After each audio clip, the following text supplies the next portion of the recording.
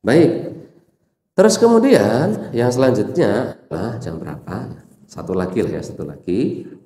Wa nu'minu bil kiramil katibin, dan kita beriman dengan para malaikat yang catat. Fa innallaha ja'alahum 'alaina hafidhina, karena Allah Subhanahu wa taala menjadikan mereka untuk kita sebagai penjaga.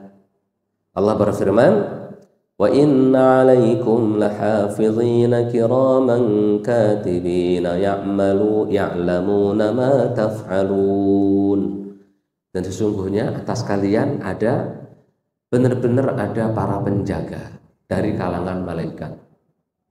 Penjaga dari kalangan malaikat. Kiraman katibin, yang mereka itu sifatnya kiram, mulia. Katibin sekaligus mencatat. Ya'lamuna ma taf'alun, mengetahui yang dikerjakan oleh kalian semua.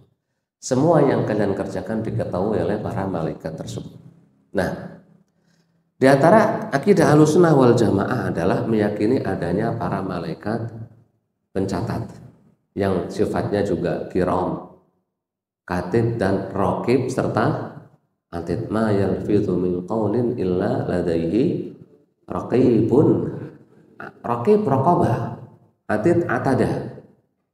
Jadi yang selalu mengawasi dan mencatat kanan dan kiri. Di samping mencatat, mereka juga bertugas melindungi.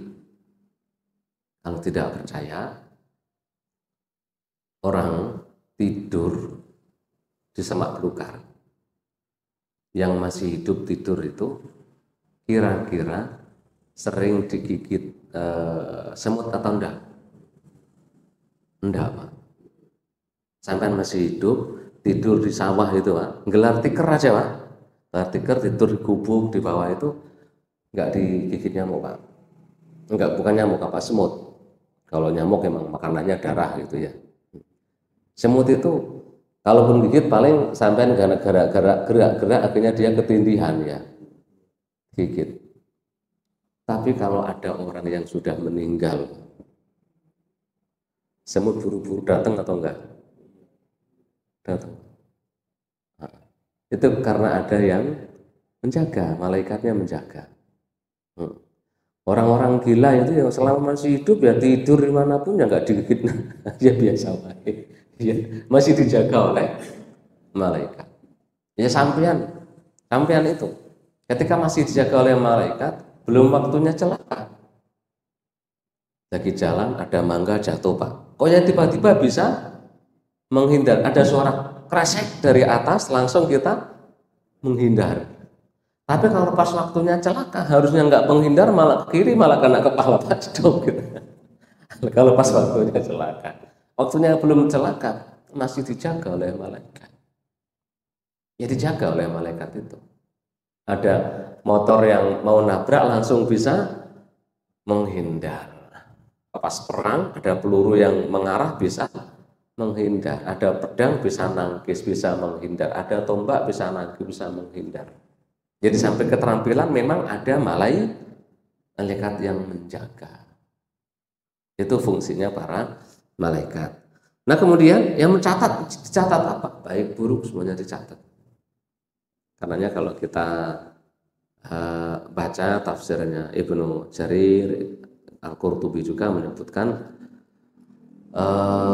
dari para ulama, ini di musannafnya Ibnu Abi Syaibah ya, dari Atha bin Abi Rabah menasihati anak saudaranya, ya ibnu akhi, inna man kana qablakum kana yakrahu fudunal kalam. Wahai keponakanku, orang-orang dulu itu tidak senang ngomong, enggak senang ngomong. Ma'ada kitaballahi ta'ala an taqra'ahu aw amran bima'ruf aw nahyan an munkar. Kecuali baca Quran atau memerintahkan kebaikan, mencegah keburukan. Wa an tantiqa bihajatika fi ma'isyatika allati la budda laka minha. Atau kita ngomong itu sekedar untuk mencari penghidupan. Gimana lagi, namanya kerja kudu ngomong, selebihnya akan banyak diem. Baginda Nabi mencontohkan, kata para sahabat, Nabi itu omongannya tiap hari bisa dihitung sekian sekian sekian.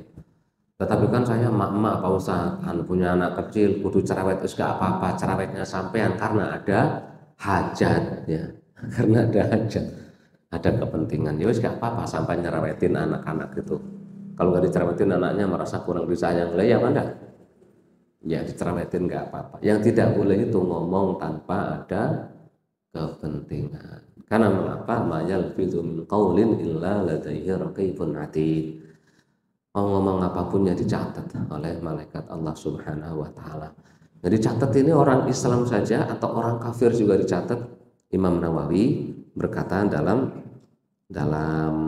makalahnya ya, disebutkan bahwa beliau mengatakan wasawab ya, kata Imam An-Nawawi, alladzi alaihi al-muhaqqiqun bal naqala fihi ba'duhum al-ijma' annal kafira idza fa'ala af'alan jamilatan kas-sadaqati wa silatir rahmi thumma aslama wa mata 'ala al-islami anna thawaba 'amalihi yuktabulah. Yang benar orang-orang kafir dicatat juga Pak amalan. Baik buruknya itu dicatat. Ada khilaf di antara ulama. Ada yang mengatakan orang kafir mah amalannya satu, buruk semua gitu. Enggak, kata Imam Nawawi enggak. Yang benar orang kafir itu kalau berbuat buruk dicatat buruk, berbuat baik dicatat baik. Gunanya apa? Dua. Manfaat yang pertama dalam hadis Sahih Muslim disebutkan, orang kafir kalaupun dia tidak masuk Islam, amalan baiknya itu akan dibalas oleh Allah di dunia. Dibalas di dunia semua, tapi ketika ketemu Allah Subhanahu wa taala di akhirat, akhirnya ketika di akhirat nanti sudah tidak ada balasan baiknya. Yang baik sudah didapatkan di dunia. Orang Islam berbeda. Orang Islam itu berbuat baik, dicatat baik, di dunia dapat pahala, di akhirat juga dapat pahala juga. Itu orang Islam. Jadi manfaat pertama amal baik bagi orang kafir itu adalah dapat pahala di dunia. Yang kedua, kalau orang kafir ini masuk Islam, semua amalan baik yang pernah dia lakukan di saat kafir itu langsung aktif Pak, dianggap. Jadi catat. Tapi sebelum masuk Islam Pak, itu amalan baiknya belum dinyalain, ibarat tombol listrik belum dipencet, belum hidup itu Pak amalannya. Begitu dia masuk Islam dengan asyhadu alla ilaha illallah, asyhadu anna muhammadar rasulullah, amalan buruknya semuanya dihapus, amalan baiknya dihidupin, nyala semua. Seolah-olah sudah berpuluh-puluh tahun beramal baik. Fungsinya dua itu bagi orang kafir. Paham Pak ya? Wallahu a'lam. Satu keyakinan. Dan di sini tidak ada khilaf bahwa ya semua manusia itu diiringi oleh minimal ini dua malaikat yang menjaga sekaligus menulis. Dan mereka ini saling yatanawab, bergantian. Kata baginda Nabi sallallahu alaihi wasallam, yata'aqabuna fikum malaikatun bil-laili wan-nahar. Ada waktu di mana malaikat itu bergantian menjaga kalian. Datangnya kapan? Di waktu subuh, di waktu asar. Ketika waktu subuh datang kok Pak Ngadimin lagi sholat, nanti yang datang pulang-pulang itu ditanya oleh teman-temannya di sono, kamu nemuin Pak Ngadimin gimana? Oh lagi sholat. Nah pas datangnya, yang datang pagi kan pulangnya asar. Asar juga pas Ngadimin lagi sholat. Jadi ketika ketemu dengan para malaikat, oh saya datang Pak Ngadimin lagi sholat, saya pergi juga Pak Ngadimin sholat.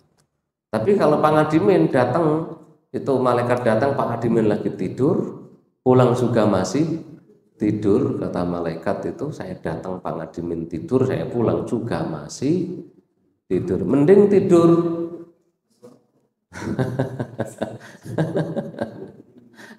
repot kalau pas datang lagi main remi, main judi, pergi juga lagi main judi, celaka seneng.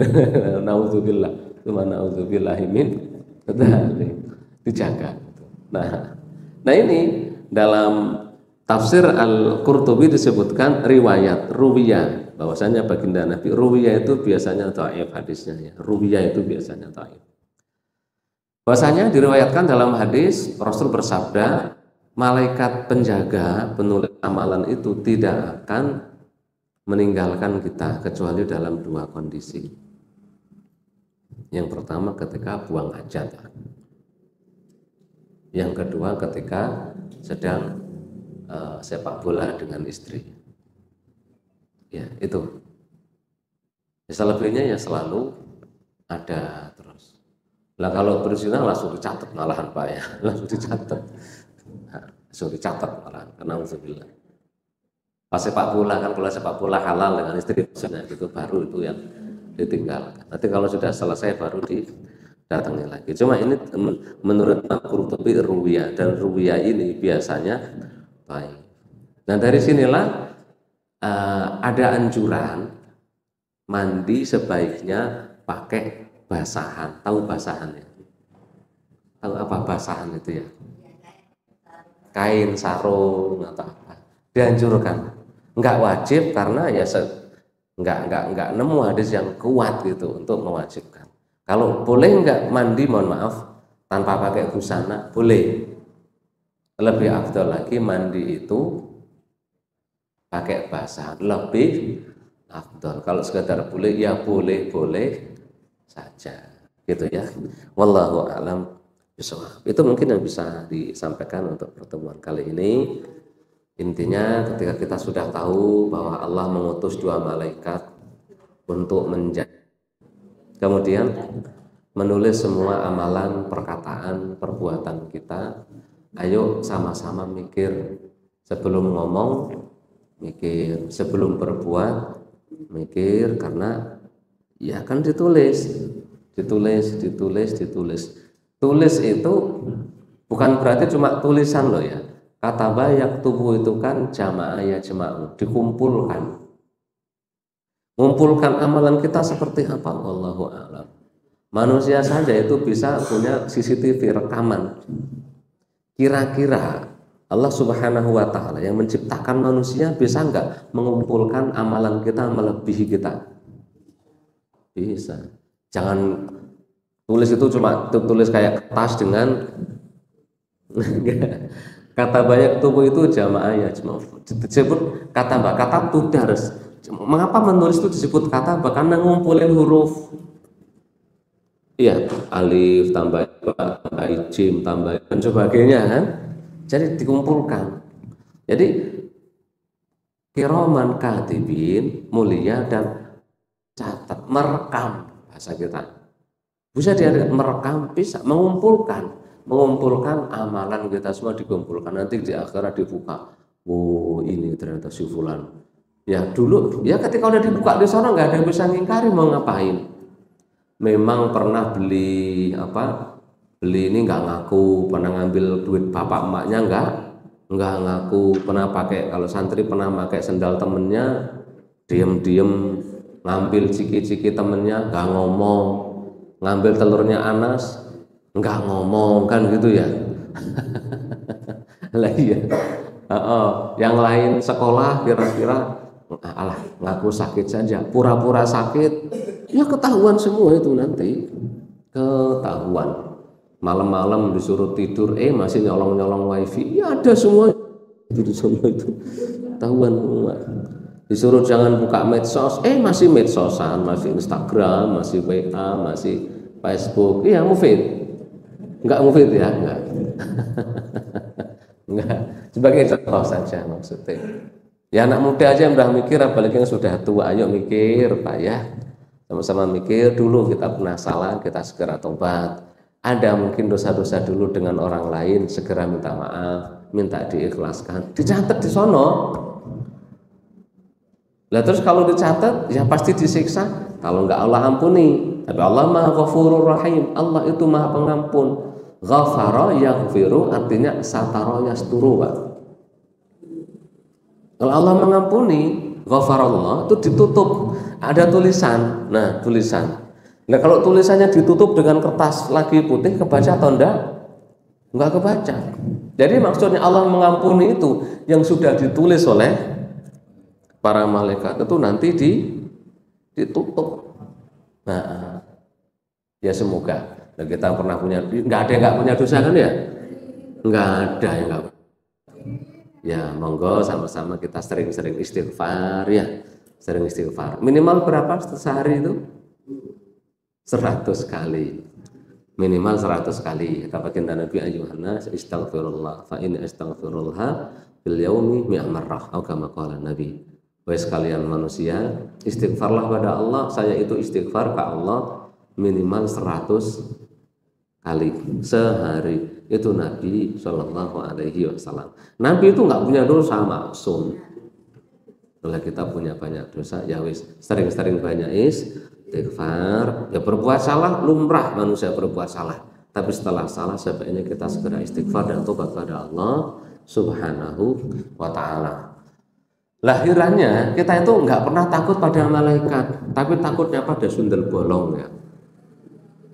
Padahal bersama kita ada malaikat. Ya, insya Allah mah kalau kita udah yakin ada malaikat membersamai kita mau jalan kemanapun di malam hari, kapanpun, takut nggak dengan dedemit? Enggak, insya Allah. Udah nggak takut nggak? Wis, jangan kayak emak-emak tidur sendiri. Gak berani biasanya aja jalan sendiri nggak berani. Kalau takutnya itu takut yang membahayakan boleh, maksudnya membahayakan apa, orang yang berbahaya, orang gila, anjing galak itu kan memang berbahaya. Cuma takut dengan bangsa lembut, kita setiap hari diiringi oleh malaikat dan ada satu jin yang selalu mengiringi kita yang disebut dengan qarin. Allahu a'lam bishawab.